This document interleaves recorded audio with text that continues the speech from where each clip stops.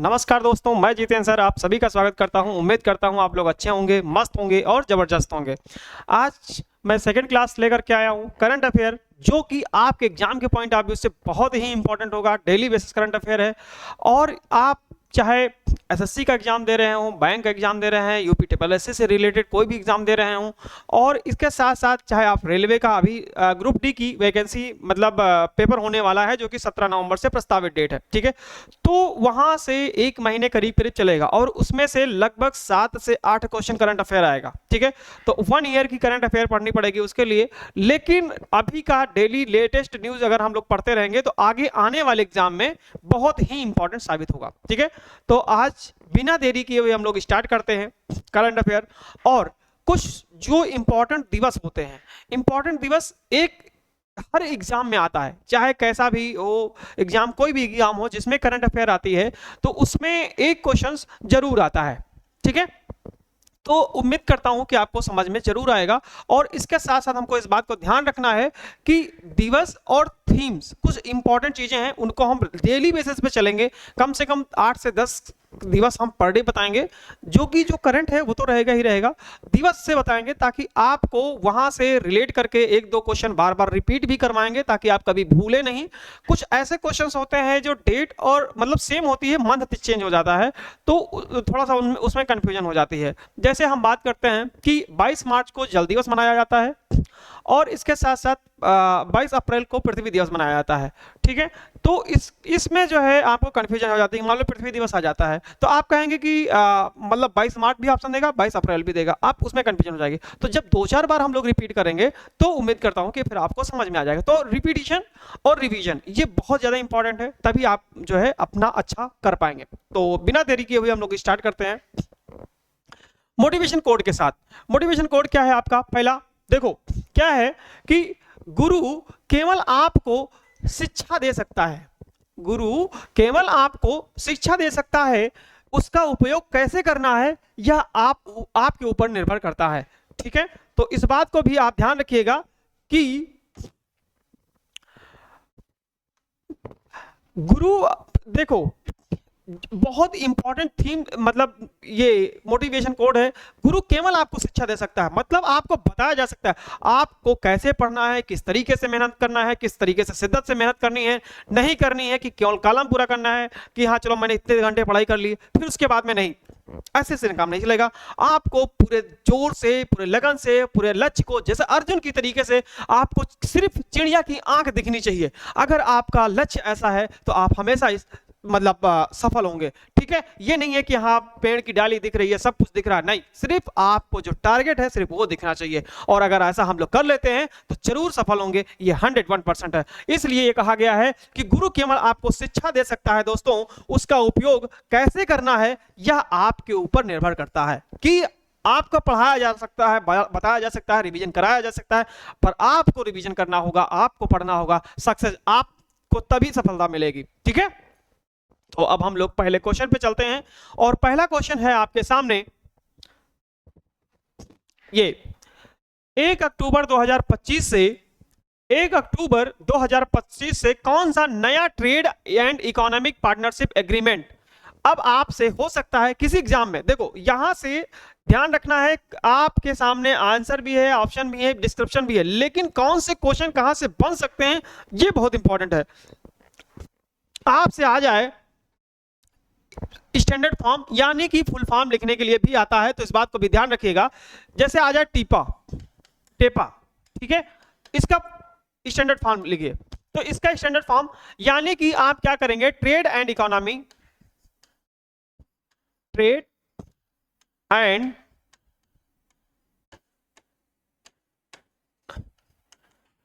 And economic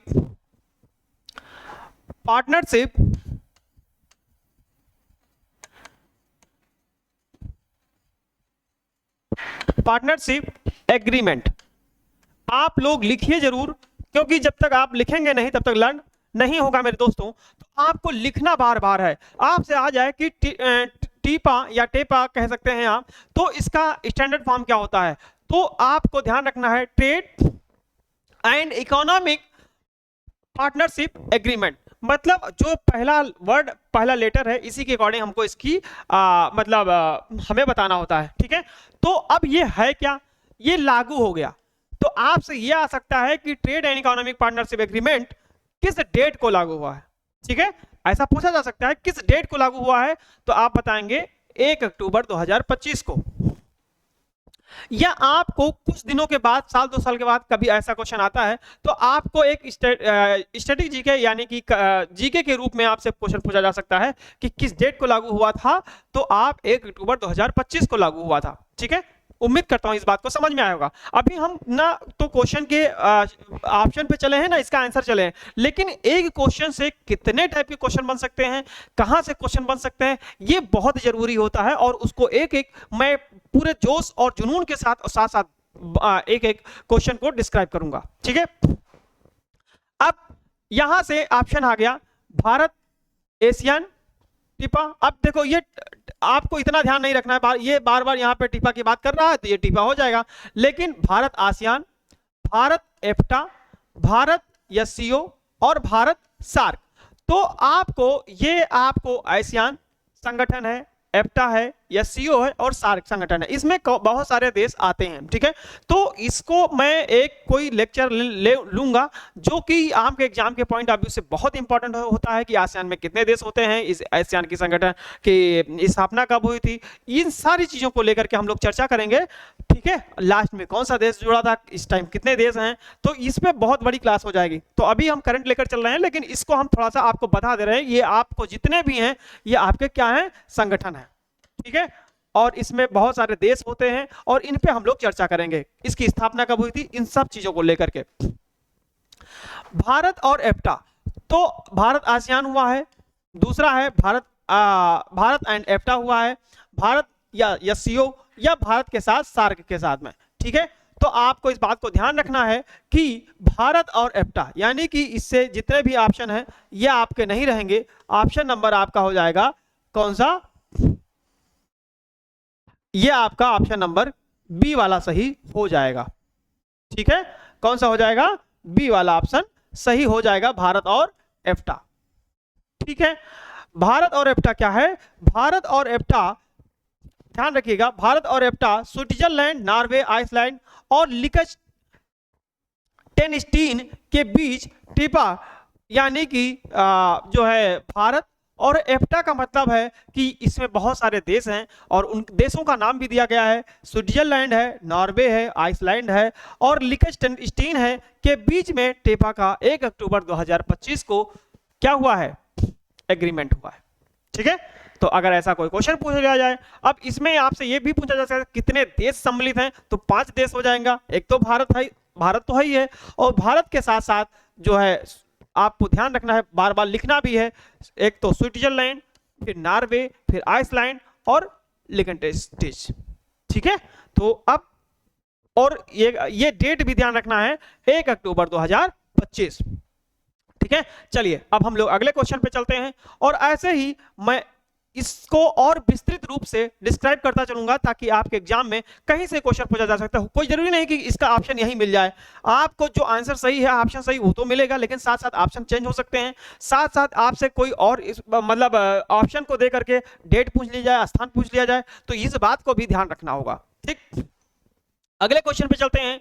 अगला है 1 अक्टूबर से दिल्ली हवाई अड्डे, दिल्ली में हवाई अड्डा कौन सा है, इंदिरा गांधी इंटरनेशनल एयरपोर्ट, क्या है, एयरपोर्ट, ठीक है। कौन सा, दिल्ली हवाई अड्डा किस लिए फेमस है, इंदिरा गांधी इंटरनेशनल एयरपोर्ट है, यहां से बहुत सारे मतलब भिन्न भिन्न देशों में आप जो है आ जा सकते हैं। ने किस सुविधा को डिजिटल रूप में शुरू किया गया है, मतलब अभी नॉर्मली ऐसे ही था लेकिन अब डिजिटल रूप में शुरू किया गया है, तो वो कौन सा मतलब किस उसमें किया गया है, किस सुविधा को किया गया है, आइए देखते हैं ऑप्शन पे। ऑप्शन है आपके सामने डिजिटल बोर्डिंग पास, ई प्रवेश कार्ड, आर्टिफिशियल इंटेलिजेंस आधारित सुरक्षा स्कैन और नेक्स्ट है बायोमेट्रिक चेक पॉइंट, ठीक है। क्या है, बायोमेट्रिक चेक पॉइंट। तो इसको इस बात को ध्यान रखना है आपको, इसमें जो हो जाएगा ई प्रवेश कार्ड, ये क्या है, ई प्रवेश कार्ड, ई प्रवेश नहीं है, ई अप्रवेश है। आ का मतलब होता है नहीं, आप ध्यान रखिएगा, लिखा गया है अप्रवेश। अप्रवेश का मतलब होता है, प्रवेश का मतलब, अप्रवेश का मतलब होता है प्रवेश नहीं दिया जाएगा, प्रवेश नहीं दिया जाएगा। इस बात को भी ध्यान रखना होगा, प्रवेश नहीं दिया जाएगा। ठीक, तो इसको भी ध्यान रखना है। अब आपसे कहा गया है कि ई अप्रवेश कार्ड यानी ई अराइवल कार्ड, ई अराइवल कार्ड के नाम से जाना जाता है। अब यहां से जरा ध्यान दीजिएगा, हम इसको और डिस्क्राइब कर दें। 1 अक्टूबर से विदेशी यात्रियों के लिए पारंपरिक डिमार्केशन कार्ड, उसका नाम क्या है, डिमार्केशन कार्ड के अराइवल कार्ड की जगह ई अराइवल कार्ड सुविधा लागू की गई है, जिससे प्रक्रिया तेज और कागजी कार्य कम होगा। मतलब इसमें जो कागजी कार्रवाई होती थी, मतलब टाइम लगता था, आप जा रहे हैं तो बहुत सारी चेकिंग होती, बहुत जगह मतलब टाइम लगता था, तो टाइम कम लगेगा। अब इसमें क्या क्या फायदे होंगे कि समय, टाइम जो है, समय जो है क्या होगा, कम लगेगा, समय कम लगेगा। ठीक है, समय क्या होगा, कम लगेगा। और आपसे यह पूछा जा सकता है कि किसकी जगह पे किया गया है, तो आपको इस बात को भी ध्यान रखना है, ई अराइवल कार्ड जो है लागू किया गया है किसकी जगह पे, पेपर अराइवल कार्ड की जगह पे, पेपर अराइवल कार्ड की जगह पे। तो आपसे क्वेश्चन यहां से एक पूछा जा सकता है कि ई अराइवल कार्ड किसके स्थान पे लाया गया है, तो पेपर अराइवल कार्ड के स्थान पे लाया गया है ई अराइवल कार्ड। ठीक है, कहां पे लाया गया, किस जगह पे, नई दिल्ली में, किस जगह पे, इंदिरा गांधी इंटरनेशनल एयरपोर्ट पे। ठीक है, कब लाया गया है, 1 अक्टूबर 2025 को लेकर के आया गया है। तो आपको देखो, एक क्वेश्चन से इंपॉर्टेंट ये है कि कितने टाइप के क्वेश्चन बन सकते हैं, कहां से बन सकते हैं, कैसे क्वेश्चन पूछा जा सकता है, तो वो सारी चीजें मैं आपको विवरण में बताऊंगा, विस्तृत रूप से आपको एक एक चीज सिखाऊंगा। ठीक है, तो आपको इस बात को ध्यान रखना है कि 1 अक्टूबर से दिल्ली इंदिरा गांधी इंटरनेशनल एयरपोर्ट से कौन सी ई प्रवेश यानी कि आपको किस रूप में, डिजिटल रूप में किया गया है, तो ई अप्रवेश कार्ड हो जाएगा। किसकी जगह पे किया गया है, पेपर अराइवल कार्ड की जगह पे शुरू किया गया है। उस एयरपोर्ट का नाम क्या है, तो इंदिरा गांधी इंटरनेशनल एयरपोर्ट।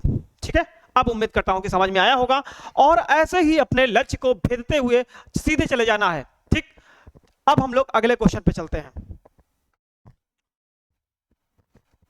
अगला क्वेश्चन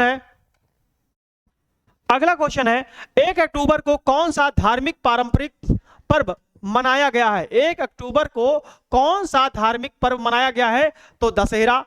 देखो, दशहरा तो मनाया गया है, लेकिन 1 अक्टूबर को नहीं, 2 अक्टूबर को मनाया गया है, तो 1 अक्टूबर की बात कर रहा है, तो हम इसको सही नहीं मानेंगे।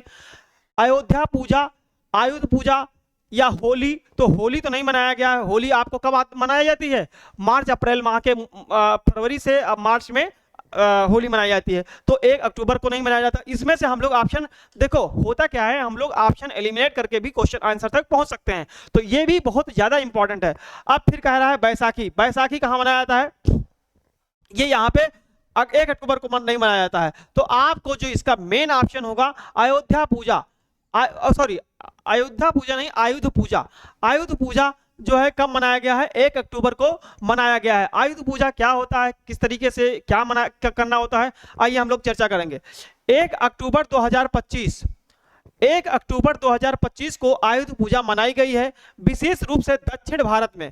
कहां पे मनाया जाता है, साउथ इंडिया में मनाया जाता है, दक्षिण भारत में मनाया जाता है, जहां उपकरणों, पुस्तकों आदि की पूजा की जाती है। मतलब जैसे उपकरण से, जैसे आप कोई भी काम कर रहे हैं, उनमें जो टूल्स लगते हैं, उपकरण लगते हैं, उसका हो गया। या आप मान लो अपनी पुस्तकों का, जैसे आप पढ़ने वाले हैं, छात्र हैं, तो आप कुछ नहीं कर सकते, आप अपनी विद्या की पूजा करिए, विद्या की पूजा करिए, उसका स्मरण करिए, याद करिए, और उसमें एक लक्ष्य बनाइए कि हाँ, हमको इतना पढ़ करके हमें इस टारगेट को भेजना है विद इन टाइम।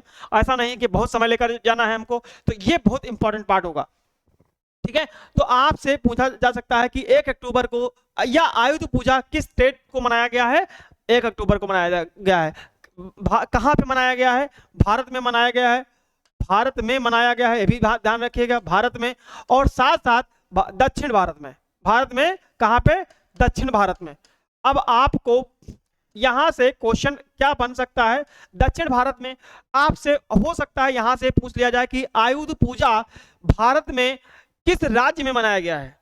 आपसे ऑप्शन पूछा जा सकता है कि भारत में आयुध पूजा किस राज्य में मनाया गया है। ऑप्शन देखिए कहां से, मैं ऑप्शन देता हूं। पहला यूपी, दूसरा तमिलनाडु, बहुत ध्यान से समझिएगा, तमिलनाडु, तीसरा अरुणाचल प्रदेश, अरुणाचल प्रदेश, ठीक है, और चौथा मान लो मैंने कह दिया कश्मीर, ठीक है, मैंने कह दिया कश्मीर। तो आपको बताना होगा कि इन चार ऑप्शन में से किस राज्य में मनाया गया दोस्तों। तो दक्षिण भारत का राज्य कौन सा है, तमिलनाडु है। तो आप कौन सा ऑप्शन देंगे, दक्षिण भारत में तमिलनाडु देंगे। और हो सकता है इसमें आपको तमिलनाडु के साथ साथ राजस्थान और क्या नाम है केरल दे दे, कर्नाटका दे दे, है ना, या आंध्र प्रदेश दे दे। तो इसमें आपको ये सारे वो सारे पार्ट आपका दक्षिण भारत में आ जाएंगे। तो दक्षिण भारत में आपको ध्यान रखना है कि कितने राज्य आते हैं, और उन राज्यों को लेकर के अगर दिया जाए तो हम दक्षिण भारत के सारे राज्यों को दे सकते हैं। हो सकता है उपयुक्त सभी ऑप्शन भी आ जाए, ठीक है। तो इस बात को, आयुध पूजा कब मनाया जाता है, 1 अक्टूबर को मनाया गया है, धार्मिक पारंपरिक पर्व मना है, और कहां पे मनाया गया है, दक्षिण भारत में मनाया गया है।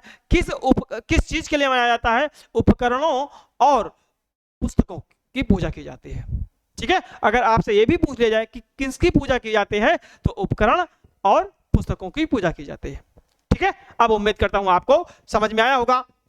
और इसके ही साथ साथ आपको अपने जोश को बराबर बना के रखना है। जब तक तोड़ेंगे नहीं तब तक छोड़ेंगे नहीं, ठीक है। अपने मंजिल को पाना ही अपना एक टारगेट होना चाहिए। चलिए हम लोग अगले क्वेश्चन पे चलते हैं, और अगला क्वेश्चन है आपके सामने, नेक्स्ट है 4th नंबर। देखो क्वेश्चन जितने हैं उनके मैं एक्सप्लेन इतना डिस्क्राइब करूंगा ताकि आपको कहीं से क्वेश्चन आए आप इसको फोड़ के आएंगे, ठीक है। नेक्स्ट है कि भारत ने 1 अक्टूबर, और इसी के साथ साथ अभी जैसे 1 अक्टूबर को, अभी मैं एक कुछ दिवस भी लिखा देता हूं। 1 अक्टूबर को आयुध पूजा, ठीक है, आयुध पूजा। और साथ साथ अगर मान लो 2 अक्टूबर पूछ लिया जाए, 2 अक्टूबर, तो 2 अक्टूबर को क्या हुआ था, गांधी जयंती। और इसके साथ साथ क्या मनाया गया है,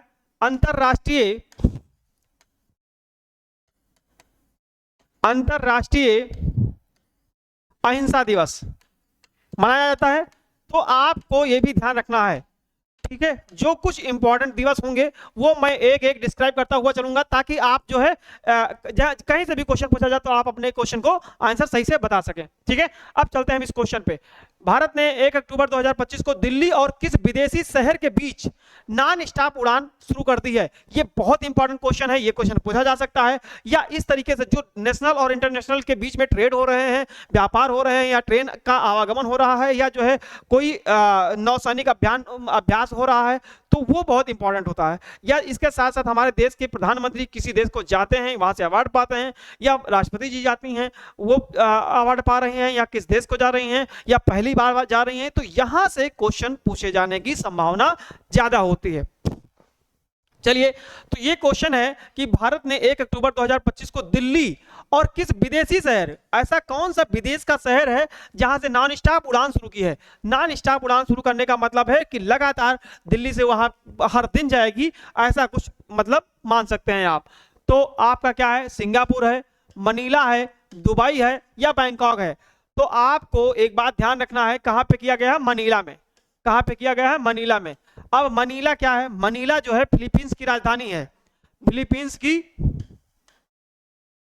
आपसे देखो एक क्वेश्चन राजधानी और उसकी मुद्राओं से भी आता है, ठीक है, तो उसको लेकर के भी हम लोग बात करेंगे। तो आपसे कहा गया है फिलीपींस की क्या है, राजधानी है। फिलीपींस की राजधानी है मनीला, ठीक है। तो इस बात को भी ध्यान रखना।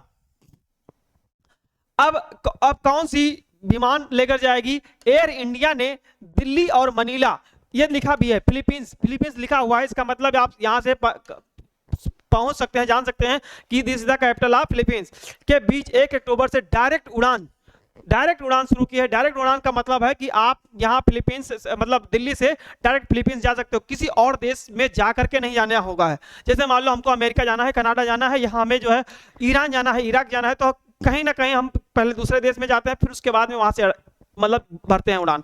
लेकिन ये यहाँ से आपको मनीला जाना है तो आप डायरेक्ट उड़ान भर सकते हैं, ठीक है। आपको कहीं और स्टॉपेज नहीं है, नॉन स्टॉप है, तो इस बात को ध्यान रखना है। तो इसके लिए आपको क्या करना पड़ेगा, आपसे क्वेश्चन, अब यहां से एक तो नॉन स्टॉप उड़ान भरने की बात आई, तो आपने कह दिया कि दिल्ली से मनीला के बीच में। आपसे क्वेश्चन पूछ लिया जाए कि कौन सा विमान, जैसे आपसे ये भी तो पूछा जा सकता है कि कौन सा विमान वहां जाएगा। विमान से बहुत सारे हैं इंडिया में, तो एयर इंडिया होगा। कौन सा होगा, लिखना जरूर है मेरे दोस्तों, क्योंकि एयर इंडिया लिखेंगे नहीं तो भूल जाएंगे। एयर इंडिया विमान, एयर इंडिया विमान, और कहां से दिल्ली और मनीला के बीच में। अगर देखो लिखेंगे नहीं तो आप भूल जाएंगे, ये 100% है, भूलने की हर व्यक्ति को प्रवृत्ति है, लेकिन आपको लिखेंगे तभी नहीं भूलेंगे। आपसे हो सकता है आपके सामने जो ऑप्शन आते हैं तो आपको कंफ्यूजन हो जाए। आपको मान लिया कहा जाए कि किस जगह से, भारत में किस जगह से एयर इंडिया का विमान मनीला को जाता है डायरेक्ट। ऑप्शन दे दिया जाए, दिल्ली दे दिया जाए, मुंबई दे दिया जाए, लखनऊ दे दिया जाए, या बेंगलोर दे दिया जाए, या कोलकाता दे दिया जाए, तो उसमें कंफ्यूजन हो जाएगी। ये ह्यूमन टेंडेंसी है, ये हो सकता है, लेकिन आपको ध्यान रखना है कि कहां से जा रही है, कैसे जा रही है, फिलीपींस में किस शहर में जा रही है, तो इसको भी बहुत ध्यान से रखना होगा। और ये आपके एग्जाम के पॉइंट ऑफ व्यू से बहुत ही इंपॉर्टेंट है और बहुत अच्छा कंटेंट है ये, ठीक है। तो आप इसको मतलब ध्यान रखिएगा और लिखना जरूर है।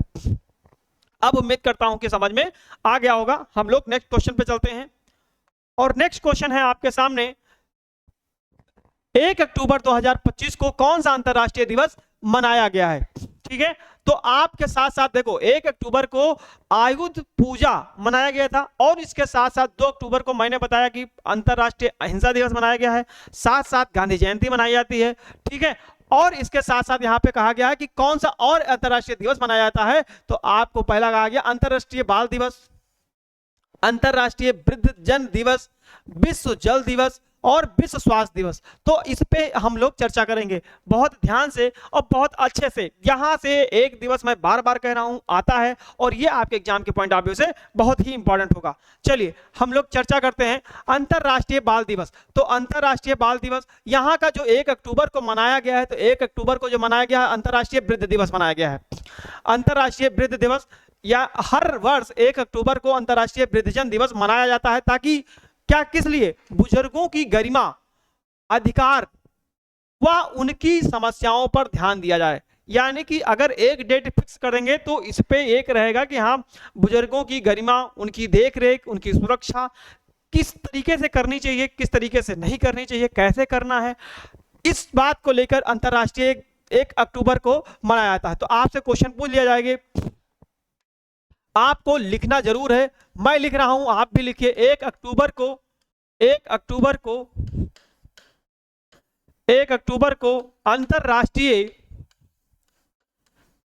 अंतरराष्ट्रीय वृद्धजन दिवस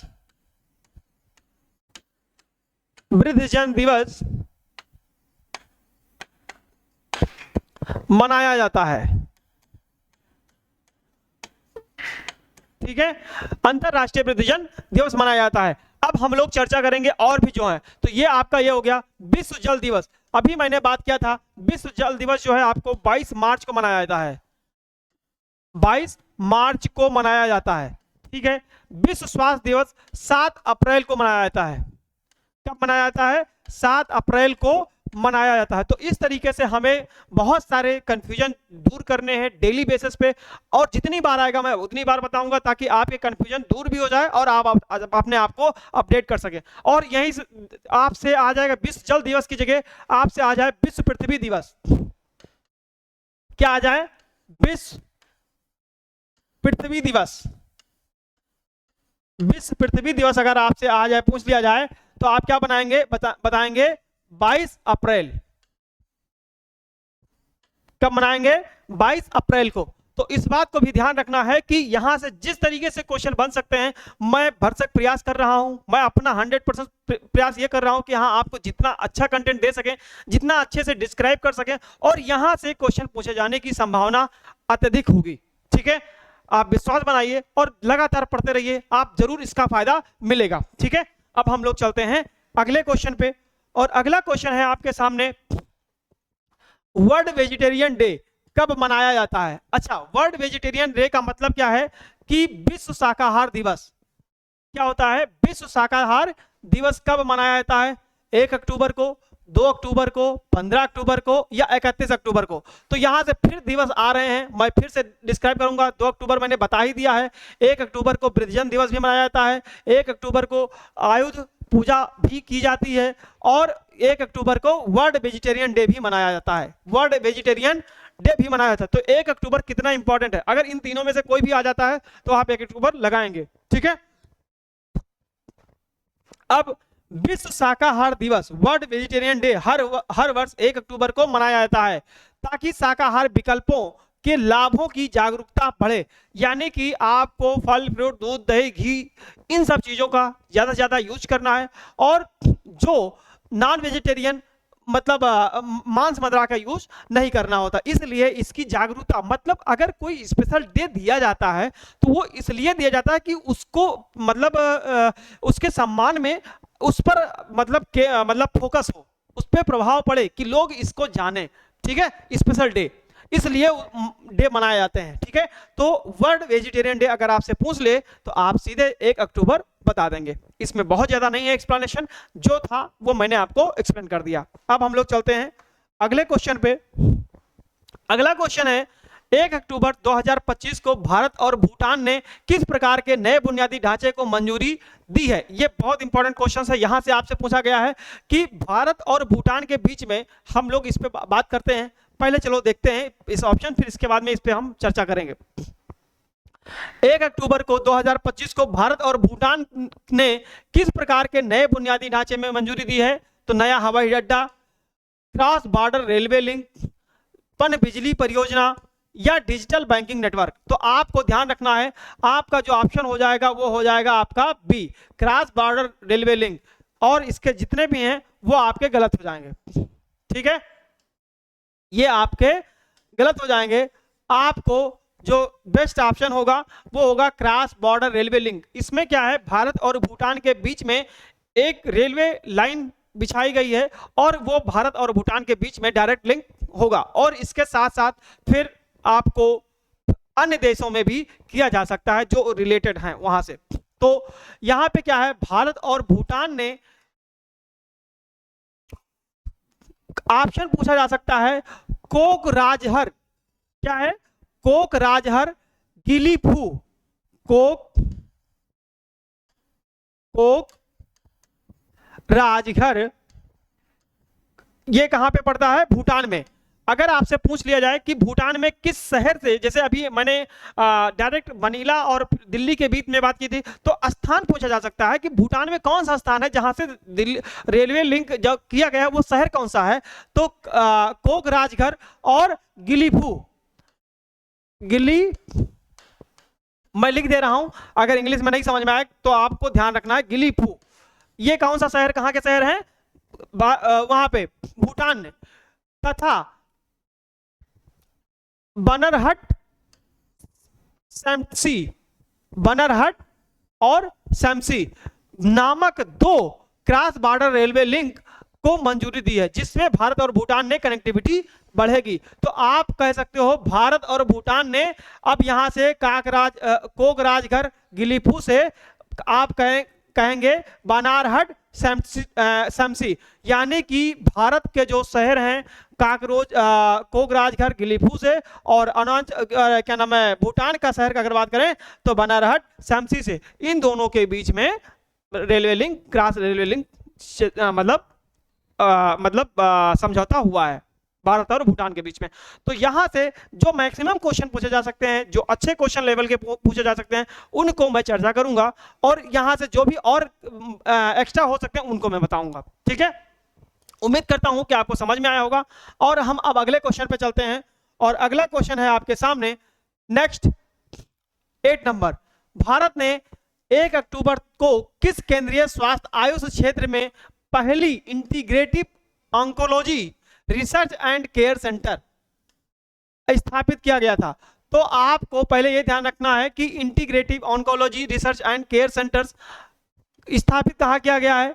भारत में किया गया है। भारत में किस राज्य में किया गया है? राजस्थान में, गोवा में, कर्नाटक में, मणिपुर में। तो जो आपका ऑप्शन होगा वो आपका हो जाएगा कहां पे? गोवा में। कहां पे? गोवा में। अब गोवा को 1 अक्टूबर को भारत की पहली, अब ये सबसे देखो आपको क्वेश्चन पूछा कहा जा सकता है जहां पे पहली बार कोई चीज हो रही होगी वो इंपॉर्टेंट हो जाता है, करंट के साथ साथ वो बहुत इंपॉर्टेंट हो जाता है। तो भारत की पहली integrative oncology research and care centre, ठीक है, कहां पे किया गया है? गोवा में किया गया है। AIIA, all India institute of Ayurveda. ये किस चीज के लिए है?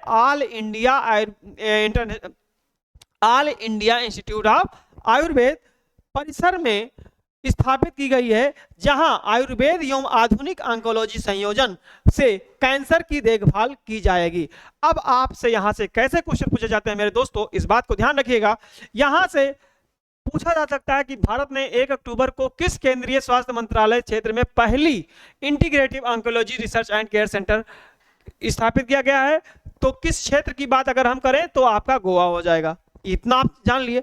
इसके साथ साथ किस चीज के लिए वो अस्पताल जो है किस चीज के लिए, तो आपको ध्यान रखना होगा किस चीज के लिए, यानी कि कैंसर के इलाज के लिए। कैंसर के इलाज के लिए,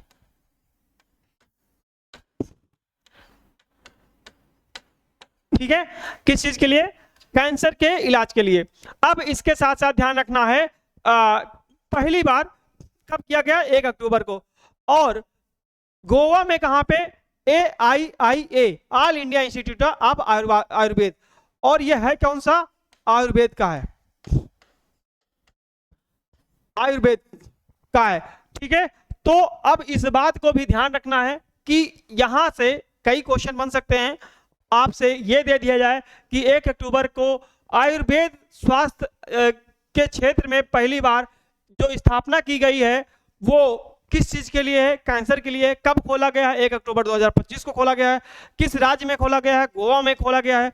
तो इसको भी ध्यान में रखते हुए हम लोगों को आगे बढ़ना है, ताकि जहां से क्वेश्चन भी बन सकते हैं उन क्वेश्चनों को हमें आगे बढ़ाना है और जो इंपॉर्टेंट चीजें हैं उनको लर्न करना है और बार बार लिखना है, रिपीट करना है, आपको आंसर मिलता चला जाएगा।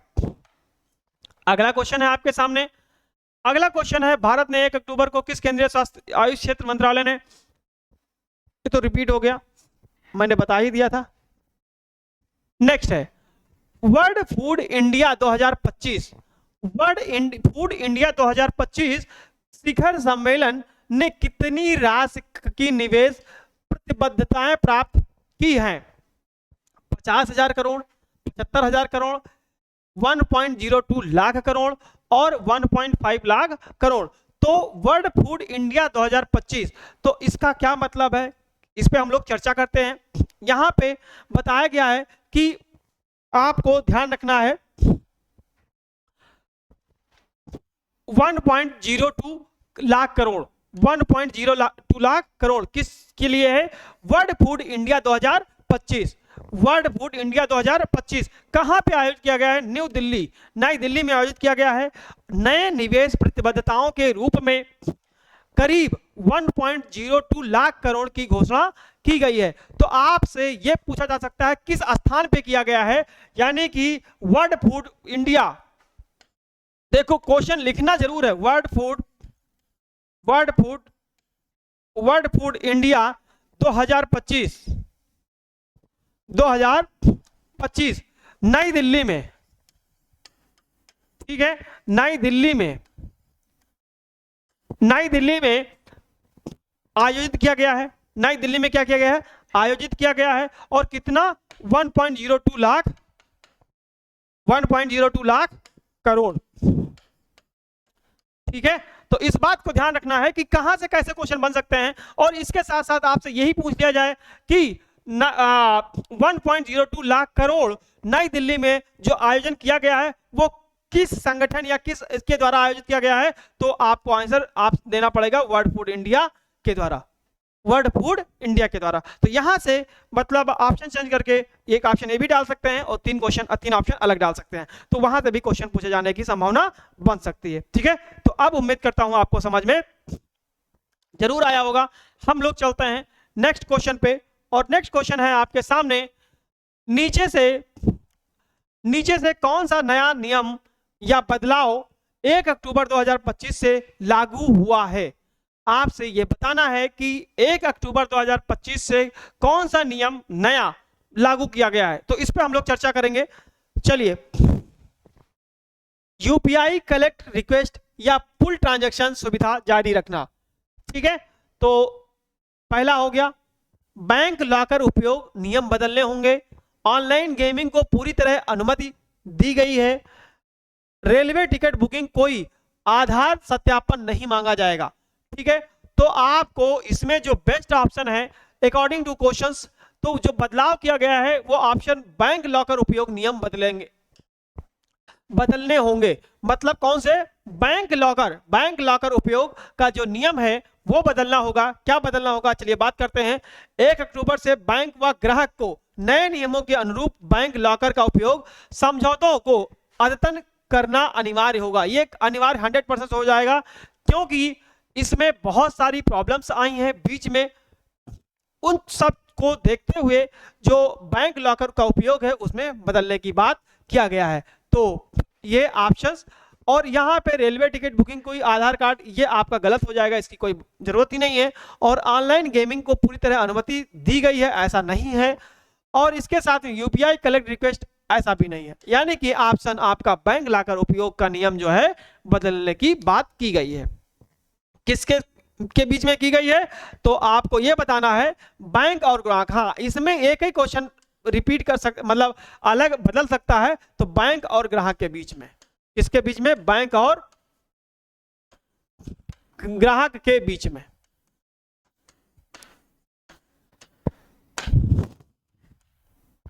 ठीक है, अब हम लोग चलते हैं अगले क्वेश्चन पे, और अगला क्वेश्चन है 1 अक्टूबर 2025 के बाद यूपीआई कलेक्ट रिक्वेस्ट या पुल ट्रांजैक्शन सुविधा के बारे में क्या निर्णय लिया गया है। ठीक है, 1 अक्टूबर 2025 के बाद यूपीआई कलेक्ट रिक्वेस्ट या पुल ट्रांजैक्शन सुविधा के बारे में क्या निर्णय लिया गया है। चलिए हम लोग बात करते हैं। सुविधा को पूरी तरह बंद कर दिया गया है। देखो, इस पे हम लोग ये बात करेंगे कि यूपीआई कलेक्ट रिक्वेस्ट पुल ट्रांजैक्शन सुविधा के बारे में क्या निर्णय लिया गया है। तो पूरी तरह बंद कर दिया गया है, सुविधा को विस्तारित किया गया है, सुविधा को अधिक शुल्क वाली बनाया गया है, या कोई बदलाव नहीं हुआ है। तो आपको इस बात को ध्यान देना होगा कि सुविधा को पूरी तरह बंद कर दिया गया है। क्या किया गया है? यूपीआई कलेक्ट रिक्वेस्ट को पूरी तरह से बंद कर दिया गया है। एनपीसीआई, आइए अब विस्तार से देख लेते हैं। एनपीसीआई ने यह निर्णय लिया है कि 1 अक्टूबर से यूपीआई में कलेक्ट रिक्वेस्ट या पुल कलेक्ट लेन देन सुविधा बंद कर दी जाएगी, ताकि सुरक्षा और धोखाधड़ी नियंत्रण बेहतर हो सके। आपको ध्यान रखना होगा कि यूपीआई के थ्रू बहुत सारे ट्रांजैक्शंस ऐसे हो जाते हैं या ऐसे करवा लिए जाते हैं ऑनलाइन, मतलब धोखाधड़ी होने बहुत सारी हुई हैं। ठीक है, धोखाधड़ी के मामले में बहुत ज्यादा नुकसान हुआ है। इसको ध्यान में रखते हुए, इस बात को ध्यान में रखते हुए जो यूपीआई कलेक्ट रिक्वेस्ट है इसको पूरी तरह से बंद कर दिया गया है। और अगर आपसे ये पूछ लिया जाए कि इसको मतलब बंद करने का जो निर्णय है वो लिया किसने है, वो एनपीसीआई ने लिया है। एनपीसीआई ने लिया है, इस बात को ध्यान रखना, एनपीसीआई ने लिया है। और इसके साथ साथ किस चीज के लिए लिया है? जो लेन देन में धोखाधड़ी हो रही है, लेन देन में प्रॉब्लम्स आ रही है, तो उसमें नियंत्रण किया जा सके। नियंत्रण का मतलब होता है मेरे दोस्तों कम किया जा सके। ठीक है, नियंत्रण का मतलब कम किया जा सके, कम किया जा सके। ठीक है, तो जब इसको बंद कर दिया जाएगा तो ये अपने आप से कम हो जाएगा। ठीक है, तो इस बात को विशेष ध्यान रखना है। चलते हैं हम अगले क्वेश्चन पे, और अगला क्वेश्चन है आपके सामने, भारत को ICAO international civil aviation organisation में किस भाग के लिए पुनः निर्वाचित किया गया है? तो ये देखो क्वेश्चन रिपीट हो गया है मेरे दोस्तों, मैंने इसको आपको बताया था पिछली वाली क्लास में। यहां से पार्ट 2 भाग 2 में आपसे किया गया है और पुनः निर्वाचित किया गया है। ठीक है, तो आपने इसका पहला वीडियो देखा होगा तो आपको पता चल जाएगा। इसमें मैं उसको काफी अच्छे से एक्सप्लेन भी किया था, इसलिए दोबारा इसको नहीं कर रहा हूं। नेक्स्ट है, 1 अक्टूबर 2025 से भारत ने किस बैंकिंग या चेक की क्लियरेंस प्रक्रिया को बदलने का निर्णय लिया है? तो चेक क्लियरिंग को पूरी तरह बंद करना, बैच क्लियरिंग को निरंतर में बदलना, सभी चेक शून्य शुल्क करवाने, या चेक उपयोग पर कर लगाना। तो आपको एक बात ध्यान रखना है कि बैच क्लियरिंग को निरंतर कंटिन्यूअस क्लियरिंग में बदलना। ठीक है, क्या होता है, 1 अक्टूबर से चरणबद्ध तरीके से कंटिन्यूअस चेक क्लियरिंग, कंटिन्यूअस का मतलब होता है मेरे दोस्तों लगातार। जिनको थोड़ा बहुत मान लो कभी कंफ्यूजन भी हो जाए कि क्या होता है, तो उसको मैं एक्सप्लेन भी करता रहूंगा। लगातार सिस्टम की ओर जाना है ताकि चेक क्लियरिंग तेज हो सके। यानी कि जैसे मान लो चेक आपने आज डाल दिया, वो 1 हफ्ते तक हुआ ही नहीं, ठीक है, तो इसमें नुकसान होने लगता था, कोई बड़े काम भी रुक सकते थे। तो उसको लगातार इस पे फोकस किया जा रहा है कि क्लियरिंग तेज हो सके। ठीक है, जैसे चेक लगाए तो आप जिस डेट को लगा रहे हो आप उस डेट में क्लियर हो जाए, ताकि आपका भी काम बन जाए और सामने वाले का भी नुकसान ना हो। ठीक है, तो इसको करने के लिए बैच क्लियरिंग को निरंतर कंटिन्यूअस क्लियरिंग में बदलना है। ठीक है, चलते हैं हम अगले क्वेश्चन पे, और अगला क्वेश्चन है आपके सामने, नीचे कौन सा राज्य समृद्ध होगा किस चीज में? खादी मेलों के आयोजन से, जैसा कि समाचारों में उल्लेख है, यानी कि उत्तर प्रदेश, आंध्र प्रदेश, महाराष्ट्र या तमिलनाडु। तो आपको इस बात को ध्यान रखना है कि उत्तर प्रदेश, आंध्र प्रदेश, महाराष्ट्र, तमिलनाडु, नीचे से कौन सा राज्य समृद्ध होगा खादी मेलों के आयोजन से, जैसा कि समाचारों के में उल्लेख किया गया है? तो कौन सा किया गया है? आपको आंध्र प्रदेश, क्या हो जाएगा? आंध्र प्रदेश हो जाएगा, ऑप्शन नंबर बी। क्या कहा गया है? आंध्र प्रदेश में अगले 90 दिनों तक जिले में खादी मेलों का आयोजन किया जा रहा है, खादी और हस्तशिल्प को बढ़ावा देने के लिए। तो आपसे ये क्वेश्चन पूछा जा सकता है कि कितने दिनों के लिए? तो ये भी ध्यान रखना है, 90 दिनों के लिए। 90 दिनों के लिए, ठीक है, तो इस बात को ध्यान रखना है। चलिए नेक्स्ट क्वेश्चन पे हम लोग चलते हैं, और नेक्स्ट क्वेश्चन है आपके सामने, भारत और चीन के बीच डायरेक्ट फ्लाइट पुनः शुरू होने की तिथि कब तय की गई है? देखो, भारत और चीन के बीच में बहुत सारे विवाद ऐसे होते रहे हैं जिससे दोनों में अनबन रही है, और चीन हमारा पड़ोसी देश भी है और शत्रु भी कह सकते हो, क्योंकि वो जब देखो छलावा देश है। चीन क्या है? एक छलावा देश है, एक बार आपसे हाथ मिला भी लेगा तो भी इस पे भरोसा नहीं करने वाला है। चीन भरोसेमंद है नहीं है। क्या अमेरिका भी है? अमेरिका भी भरोसेमंद देश नहीं है।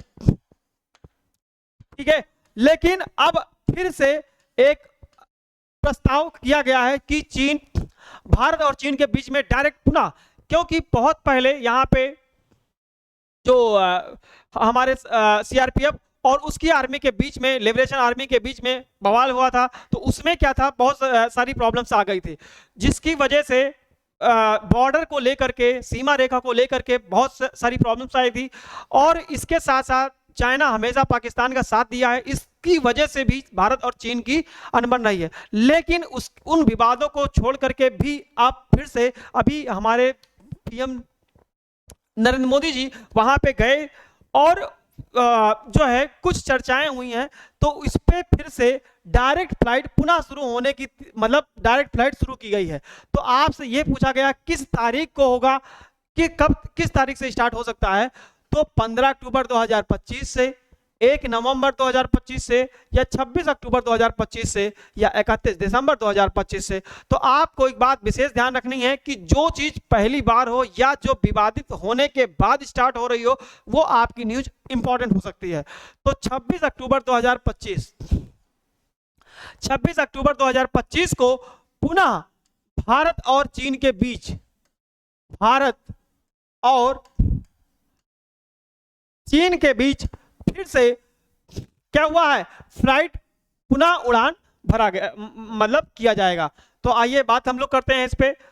भारत और चीन ने घोषणा की है कि 2020 से बंद डायरेक्ट उड़ानें 26 अक्टूबर 2025 से पुनः शुरू होंगी। ये बात फिर से स्टार्ट की गई है। आपको ये भी पूछा जा सकता है, ये तो अभी स्टार्ट है कि हाँ 26 अक्टूबर 2025 से स्टार्ट किया जाएगा भारत और चीन के बीच उड़ान, लेकिन कब बंद की गई थी, ये भी इंपॉर्टेंट है कि कब बंद किया गया था। तो आपसे क्वेश्चन पूछ लिया जाए कब बंद किया गया था, कब बंद किया गया था। तो जब भारत और चीन के बीच में विवाद हुआ था तो 2020 में बंद कर दिया गया था, और उस टाइम पे आपका कोरोना जो कि चाइना से ही आया था, तो उस कारण भी बहुत सारे देश चीन से हाथ मिलाना, चीन से आवागमन बंद किए थे। तो उसी टाइम पे भारत ने बंद किया था। ठीक है, तो यहां से जितने भी संभव क्वेश्चन हो सकते हैं वो मैंने आपको बता दिया है। अब हम लोग चलते हैं अगले क्वेश्चन पे, और अगला क्वेश्चन है आपका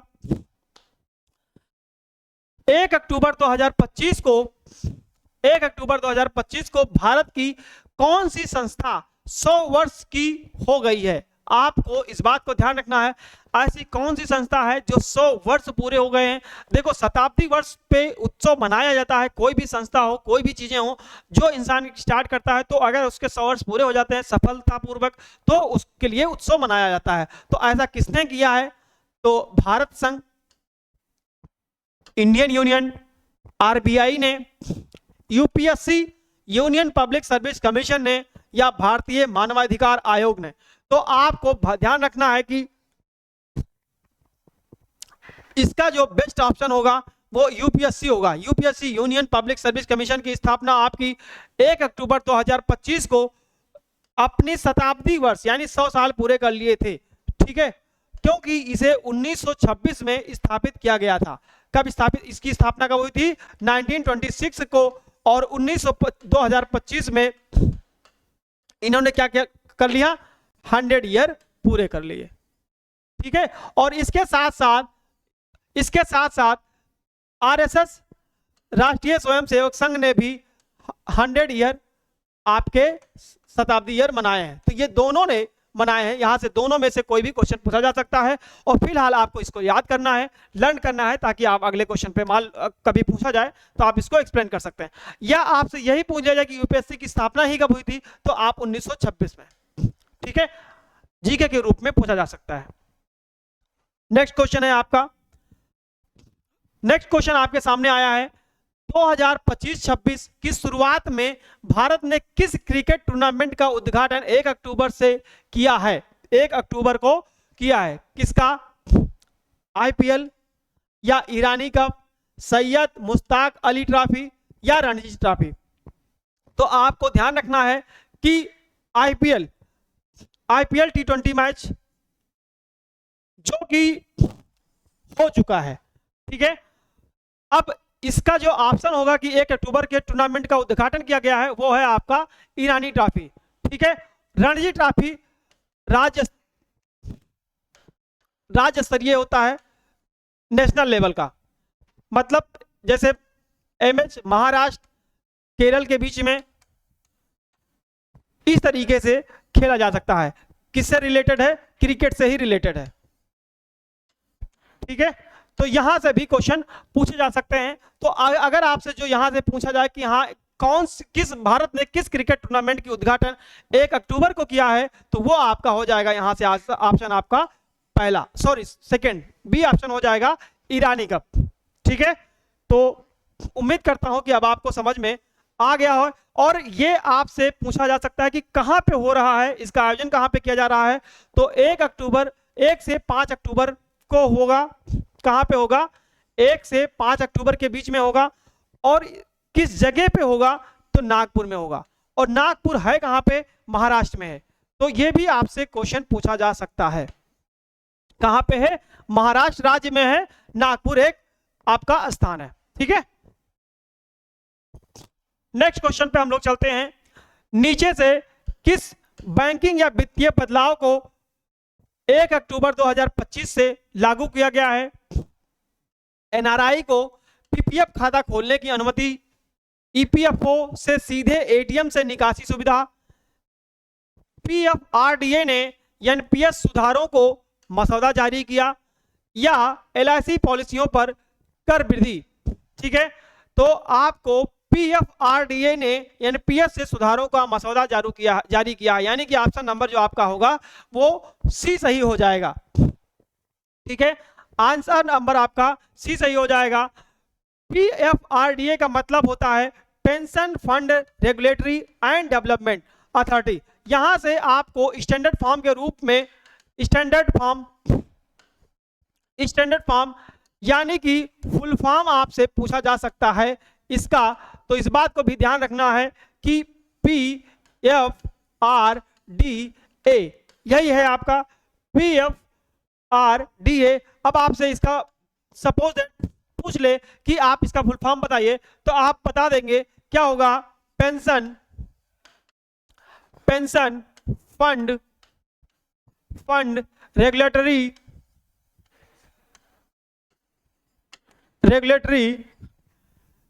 एंड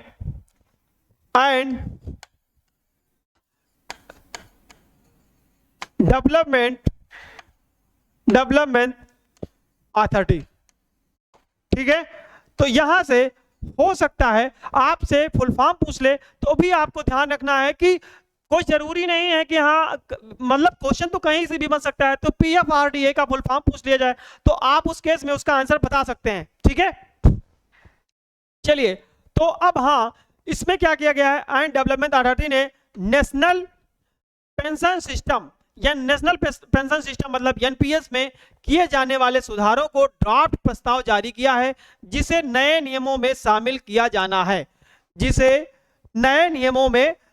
किया जाना है।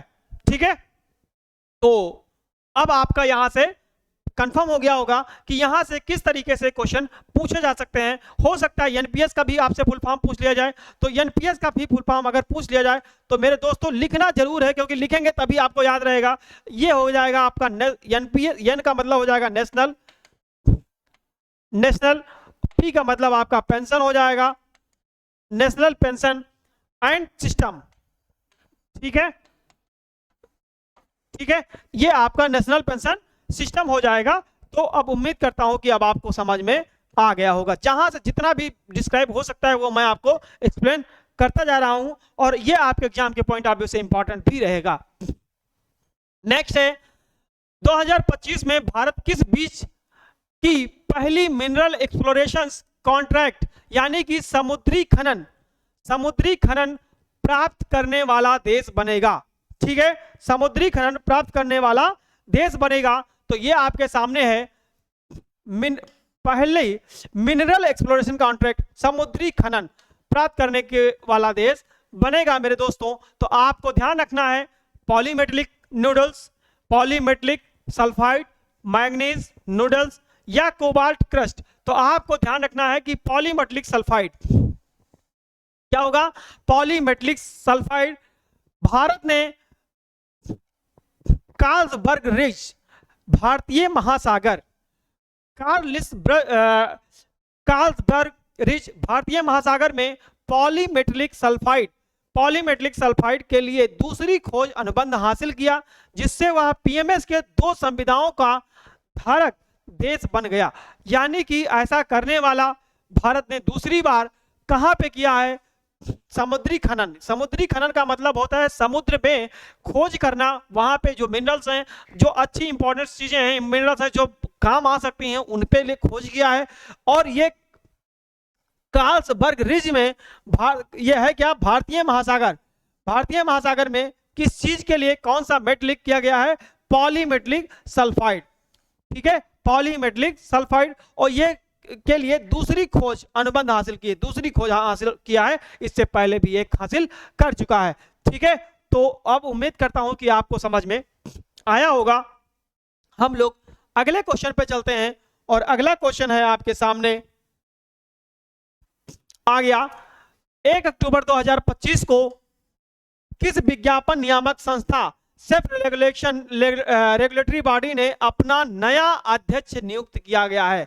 अच्छा, एक बात ध्यान रखिएगा कि जब कोई नया प्रेसिडेंट बनता है किसी संगठन का जो इंपॉर्टेंट है, किसी संगठन का, इतना इसका मतलब ये नहीं है कि राज्य स्तरीय हो या जिले स्तर पे हो, ऐसा जो संगठन देश विदेश के रूप में जाना जाता है, तो उसमें जो नया प्रेसिडेंट बनता है, महासचिव बनता है, अध्यक्ष बनता है, तो वो इंपॉर्टेंट हो जाता है। तो यहाँ पे क्या किया गया है, विज्ञापन नियामक संस्था सेल्फ रेगुलेटरी बॉडी ने अपना नया अध्यक्ष नियुक्त किया है। वो किसको नियुक्त किया गया है, किसमें नियुक्त किया गया है, आइए हम लोग चर्चा करते हैं। ASCI, ASCI का मतलब होता है advertising standards councils of India, advertising standard councils of India. TRAI, telecom regulatory authority of India, इसका भी फुल फॉर्म TRI का पूछा जा सकता है, तो टेलीकॉम रेगुलेटरी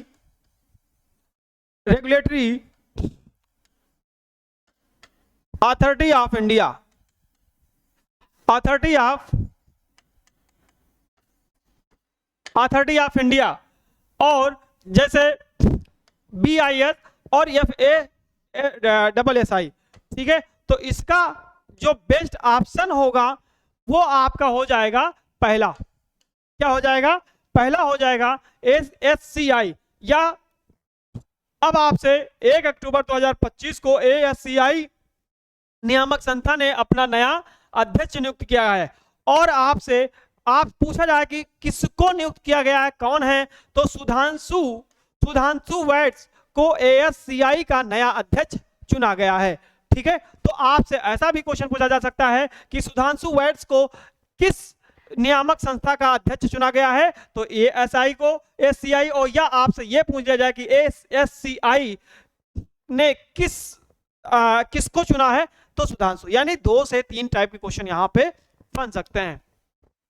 अब उम्मीद करता हूं आपको समझ में आया होगा और हम लोग नेक्स्ट क्वेश्चन पे चलते हैं। नेक्स्ट क्वेश्चन है आपका, आपके सामने है अगला क्वेश्चन। अगला क्वेश्चन है कि 1 अक्टूबर 2025 से किस प्रकार की 1 अक्टूबर 2025 से किस प्रकार की ऑनलाइन गतिविधि भारत में नई नियमावली के दायरे में आएगी या प्रतिबंधित होगी, शैक्षिक apps, online gaming, social media post या लाइव स्ट्रीमिंग, ठीक है। तो इसका जो बेस्ट ऑप्शन होगा ऑनलाइन गेमिंग, ऑनलाइन गेमिंग होगा real money betting. Online gaming में 1 अक्टूबर से ऑनलाइन गेमिंग विशेष रूप से रियल मनी गेमिंग या सट्टेबाजी गतिविधियों पर सरकार ने नए नियम जो है लागू करना शुरू किया है, ठीक है। जो जैसे ऑनलाइन गेमिंग में बहुत ज्यादा लोग पैसे लगाते हैं, बहुत सारे ऐसे भी लोग हुए हैं। अभी लगभग 2-3 दिन पहले की हाल है, मतलब एक बच्चे ने 14 लाख रुपए, 14 लाख रुपए जो है ऑनलाइन गेमिंग में नुकसान कर दिया, ठीक है।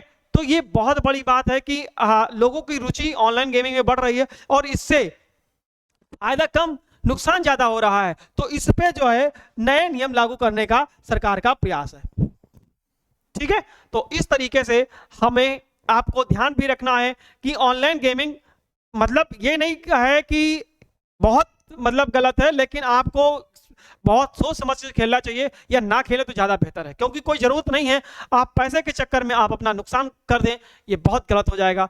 अगर आप मिडिल फैमिली से बिलोंग कर रहे हैं तो आपके लिए नुकसानदेह ज्यादा हो सकता है, ठीक है। तो हम लोग अब इसका जो आंसर था वो हमने आपको बता दिया। उम्मीद करता हूं कि आपको समझ में भी आया होगा। और नेक्स्ट क्वेश्चन और लास्ट क्वेश्चन है ये, 1 अक्टूबर 2025 से रेलवे टिकट आरक्षण के पहले 15 मिनट किस प्रकार सीमित होंगे। अब आपको यह ध्यान रखना, पहले क्या था, अब क्या है। आरक्षण के पहले 15 मिनट केवल रेलवे स्टेशन से, केवल विशेष आरएसी टिकटों के लिए, या केवल आधार वेरीफाइड उपयोगकर्ताओं के लिए, या कोई सीमित नहीं होगी। तो जो आधार कार्ड वेरीफाइड है, केवल आधार कार्ड वेरीफाइड उपयोगकर्ताओं के लिए जो है पहले 15 मिनट में जो रिजर्वेशन की बात होती है उसमें पहले 15 मिनट के लिए बात किया गया है जो आधार वेरीफाइड हैं। आइए इस पे हम और लोग इस पे और चर्चा करते हैं। रेलवे आरक्षण प्रणाली में बदलाव। आरक्षण के लिए पहले 15 मिनट में केवल आधार सत्यापित उपयोगकर्ताओं के लिए उपलब्ध होंगे। अगर और पहले समझ लेते हैं तो सभी के लिए, लेकिन अगर सिर्फ 15 ही मिनट बचे हैं तो उसमें आपको सिर्फ वेरीफाइड जो है आधार कार्ड वालों को लिए नियुक्त किया जाएगा। ठीक है, तो अब उम्मीद करता हूं कि आपको समझ में आया होगा। और ये लास्ट क्वेश्चन भी है, अभी एक और क्वेश्चन बचा है तो हम लोग इस पे भी चर्चा कर लेते हैं।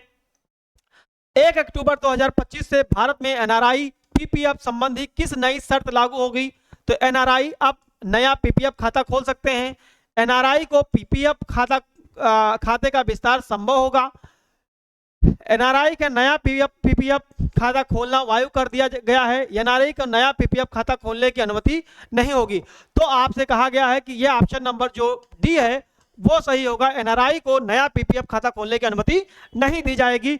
एनआरआई को नया पीपीएफ खाता खोलने की अनुमति नहीं होगी।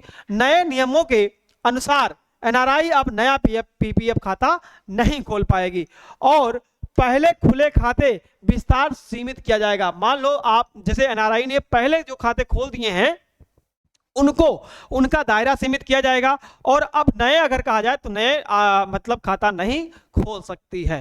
ठीक है, अब उम्मीद करता हूं समझ में आ गया होगा। देखते हैं अगर कोई और क्वेश्चन होता है तो ठीक है, नहीं तो फिर हम लोग विराम करते हैं, यहाँ पे रुकते हैं। ठीक है, तो अब आपके सारे क्वेश्चंस खत्म हो गए और मैं उम्मीद करता हूं आपको समझ में आया होगा। तो इस तरीके से आप अपने जोश जुनून को बना के रखेंगे और तब तक नहीं रुकना है जब तक आप अपनी मंजिल पाने लगते हैं। ठीक है, थैंक यू। जय हिंद, जय भारत।